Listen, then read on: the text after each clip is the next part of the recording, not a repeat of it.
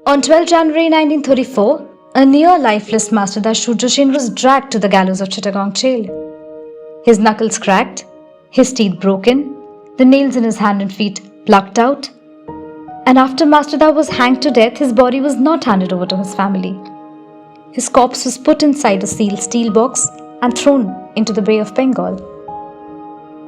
On March 23, 1931, after Bhagat Singh, Rajguru and Sukhdev were hanged in the Lahore jail, their bodies were also not handed over to their families. Instead, their remains were smuggled out of the jail, hustled out from Lahore to Kasur, and in pitch darkness, two holy men, a Sikh and a Hindu, quickly performed the last rites. Their mortal remains were consigned to flames, but the pyres were put out midway, and the charred remains were thrown into the adjacent Sutlej river. These two cases were not isolated. It was a conscious decision by the British Indian government to not hand over mortal remains of revolutionaries hanged to death to the families.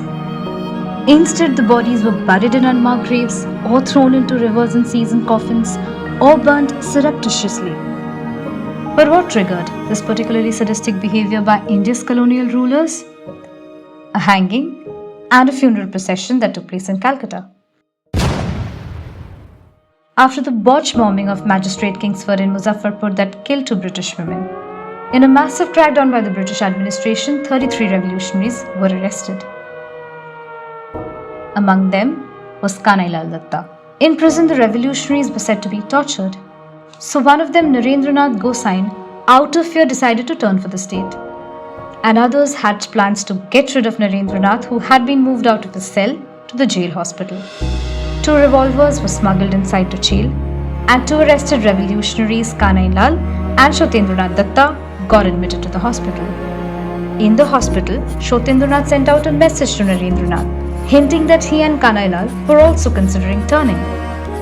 The unsuspecting Narendranath fell for the trap and agreed to meet them. On 31st August 1908, Kanailal and Shotendranath, revolvers in hand, opened fire as soon as they saw Narendranath. Less than a month later, Kanailal and Shotendranath were sentenced to death for Narendranath's murder.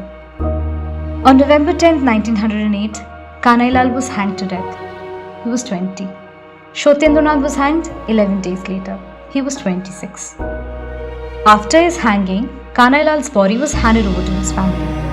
But what the British did not expect was that a huge procession walked out with Kanai's mortal remains from his home to Karathola burning ghat, and thousands joined in.